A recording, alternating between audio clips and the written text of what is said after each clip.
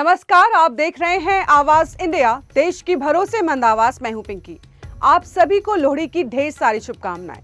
आइए नजर डाल लेते हैं देश और दुनिया की 20 बड़ी खबरों पर। महाराष्ट्र के मुख्यमंत्री देवेंद्र फडणवीस ने कहा है कि 15 जनवरी को होने वाला बीएमसी चुनाव उद्धव ठाकरे और राज ठाकरे के लिए अस्तित्व की लड़ाई है, न कि मराठा लोगों की। महायुति गठबंधन की रैली में उन्होंने जोर देकर कहा है कि मुंबई महाराष्ट्र का अभिन्न हिस्सा है और कोई इसे अलग नहीं कर सकता। महाराष्ट्र नवनिर्माण सेना के अध्यक्ष राज ठाकरे के बयान के बाद बीजेपी नेता के अन्नामलाई ने चुनौती दी है कि उन्हें मुंबई में घुसने से रोककर दिखाएं।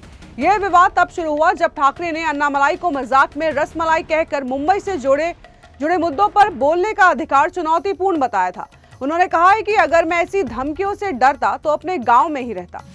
महाराष्ट्र में 15 जनवरी को बीएमसी समेत 29 नगर निगमों के चुनाव होने वाले हैं। इसी को देखते हुए राज्य चुनाव आयोग ने आदर्श आचार संहिता का हवाला देते हुए लाड़की बहन योजना की जानकारी माह की किश्त जारी करने पर रोक लगा दी है। आयोग का कहना है कि चुनाव प्रक्रिया के दौरान नई या जारी लाभकारी योजनाओं की किश्त बांटना आचार संहिता का उल्लंघन माना जाएगा। कांग्रेस सांसद और लोकसभा में नेता विपक्ष राहुल गांधी आज कर्नाटक के नीलगिरी जिले के एक स्कूल की 50वीं वर्षगांठ के कार्यक्रम में शामिल होंगे। इसके अलावा राहुल गांधी आज कर्नाटक के विभिन्न स्थलों का दौरा करके स्थानीय जनता से मुलाकात भी करेंगे। पश्चिम बंगाल में तृणमूल कांग्रेस को चुनावी सलाह देने वाली company Indian political action committee के ऑफिस और प्रमुख के आवास पर ईडी के छापे के बाद राजनीति गरमाई है। अब ईडी ने सुप्रीम कोर्ट में मुख्यमंत्री ममता बनर्जी, डीजीपी राजीव कुमार और कोलकाता पुलिस कमिश्नर मनोज वर्मा के खिलाफ याचिकाएं दाखिल की है।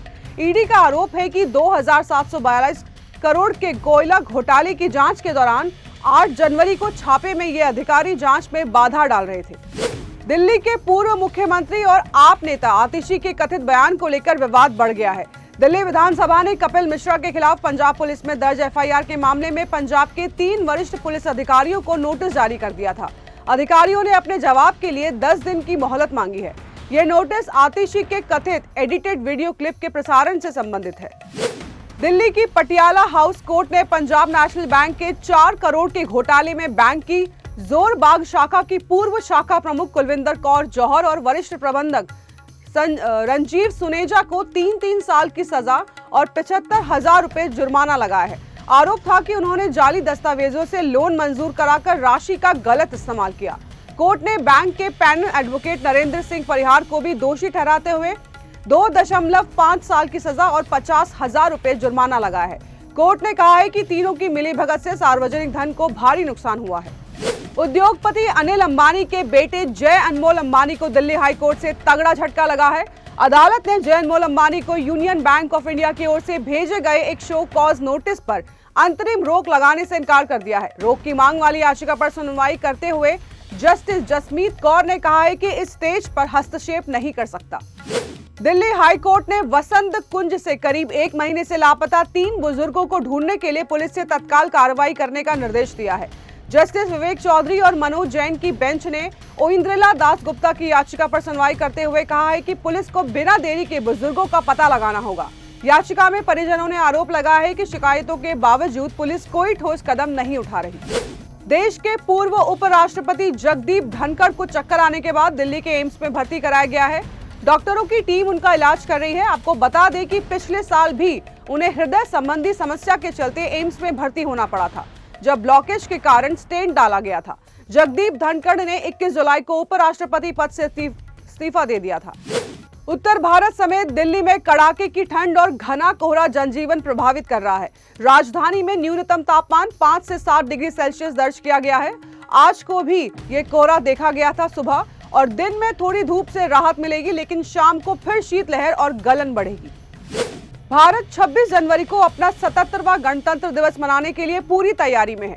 राष्ट्रीय राजधानी में होने वाली भव्य परेड देश की सांस्कृतिक विरासत और सैन्य शक्ति का प्रदर्शन करती है। गणतंत्र दिवस से पहले फुल ड्रेस रिहर्सल 23 जनवरी को कर्तव्य पथ पर होगी, जिसे देखने के लिए लोग हर साल बड़ी संख्या में इकट्ठे होते हैं। इस साल रिहर्सल के पास 15 और 16 जनवरी को निःशुल्क उपलब्ध होंगे। अमेरिका ने अपने अहम रणनीतिक समूह पैक्स सिलिका में भारत को शामिल करने का ऐलान किया है। अमेरिकी एम्बेसडर सर्जियो गौर के अनुसार इस पहल का उद्देश्य सेमीकंडक्टर चिप्स, आर्टिफिशियल इंटेलिजेंस यानी कि एआई और महत्वपूर्ण खनिजों की वैश्विक सप्लाई चेन को सुरक्षित और मजबूत बनाना है। पैक्स सिलिका को भविष्य की तकनीकों और उभरती अर्थव्यवस्था से जुड़े देशों का प्रभावशाली गठबंधन माना जा रहा है। ईरान में बीते कई दिनों से जारी देशव्यापी विरोध प्रदर्शनों के दौरान मरने वालों की संख्या 600 के पार पहुंच गई है। अमेरिका स्थित एक मानवाधिकार कार्यकर्ता समाचार एजेंसी के अनुसार अब तक कम से कम 646 लोगों की मौत हो चुकी है और ये आंकड़ा आगे और बढ़ सकता है। एजेंसी का दावा है कि वो ईरान के भीतर सक्रिय कार्यकर्ताओं के एक नेटवर्क के माध्यम से सभी रिपोर्ट की गई मौतों की पुष्टि करती है और इससे पहले भी उसने विरोध प्रदर्शनों से जुड़े सटीक आंकड़े ही जारी किए हैं। विरोध प्रदर्शन सरकार की नीतियों और दमन के खिलाफ हो रहे हैं, जिन पर अंतर्राष्ट्रीय स्तर पर भी चिंता जताई जा रही है। अमेरिकी वर्चुअल दूतावास ने अपने नागरिकों को ईरान तुरंत छोड़ने की सलाह दी है। दूतावास के अनुसार देश भर में बढ़ते विरोध प्रदर्शन हिंसक हो सकते हैं। इंटरनेट और संचार सेवाएं बाधित हैं, सड़कें बंद हैं और उड़ानें रद्द की जा रही हैं। अमेरिकी नागरिकों से वैकल्पिक संचार की तैयारी रखने और सुरक्षित होने पर अर्मेनिया या तुर्की के रास्ते ईरान छोड़ने पर विचार करने को कहा गया है। अमेरिका ईरान तनाव के बीच राष्ट्रपति डोनाल्ड ट्रंप ने सख्त कदम उठाते हुए ऐलान किया है कि ईरान के साथ व्यापार करने वाली किसी भी देश पर अमेरिका 25% टैरिफ लगाएगा। ट्रंप ने कहा है कि यह नियम तुरंत लागू होगा और इसमें कोई भी छूट नहीं होगी। चीन, ब्राजील, तुर्की और रूस जैसे देशों पर इसका सीधा असर पड़ सकता है। कल अहमदाबाद के साबरमती रिवर फ्रंट पर अंतर्राष्ट्रीय पतंग महोत्सव का आयोजन हुआ और इस अवसर पर प्रधानमंत्री नरेंद्र मोदी और जर्मनी के चांसलर फ्रेडरिक मर्ज ने भाग लिया। मर्ज ने भारत दौरे की शुरुआत बापू के साबरमती आश्रम से की और दोनों नेताओं ने महात्मा गांधी को पुष्पांजलि अर्पित की। मकर संक्रांति पर पतंग उड़ाना अहमदाबाद की सांस्कृतिक पहचान है। पीएम मोदी के साथ खुली गाड़ी में सवार मर्ज ने पतंग उड़ाई और भारत जर्मनी की पतंगों को एक साथ पकड़कर उत्सव का आनंद लिया। कपूरथला स्थित लवली प्रोफेशनल यूनिवर्सिटी के मुख्यमंत्री भगवंत सिंह मान ने पंजाब का पहला स्टार्टअप कॉन्क्लेव 2026 इनॉग्रेट किया। इस कार्यक्रम में 100 से अधिक स्टार्टअप उद्योगपति, निवेशक, इंक्यूबेटर और अकादमिक विशेषज्ञ शामिल हुए हैं। कॉन्क्लेव का उद्देश्य नवाचार, उद्यमिता और राज्य के तेजी से बढ़ते स्टार्टअप इकोसिस्टम को बढ़ावा देना है। आज देश भर में लोहड़ी का त्योहार धूमधाम से मनाया जा रहा है। लोहड़ी खुशियां, उम्मीद और नई शुरुआत का प्रतीक माना जाता है। ये पर्व सदियों की विदाई और नई फसल के स्वागत के साथ साथ रिश्तों में मिठास घोलने को भी अवसर प्रदान करता है।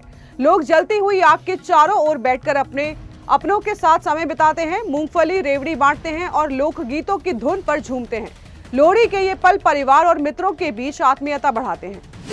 मकर संक्रांति वीक में सिनेमाघरों में दर्शकों का उत्साह चरम पर रहेगा। इस हफ्ते कई बड़ी बॉलीवुड और साउथ फिल्में रिलीज हो रही हैं। फ्राइडे को राहु केतु, हैप्पी पटेल, बिहू अटैक और 1-2 चाचा जैसी फिल्में बड़े पर्दे पर दस्तक देंगी। इसके अलावा माया सभा, द्रौपदी 2 और वाह वाथियार भी इस हफ्ते थिएटर्स में आ रही है। वाह वाथियार 14 जनवरी 2026 को रिलीज होगी। कार्ती स्टारर ये तमिल एक्शन कॉमेडी फिल्म नानन कुमार सामी द्वारा निर्देशित है, जिसमें कृति शेट्टी और राज किरण अहम भूमिका में हैं। तो देश और दुनिया की बड़ी खबरों में फिलहाल के लिए इतना ही। जुड़े रहिए आवाज इंडिया के साथ, जल्द होगी मुलाकात। तब तक के लिए नमस्कार। आवाज इंडिया।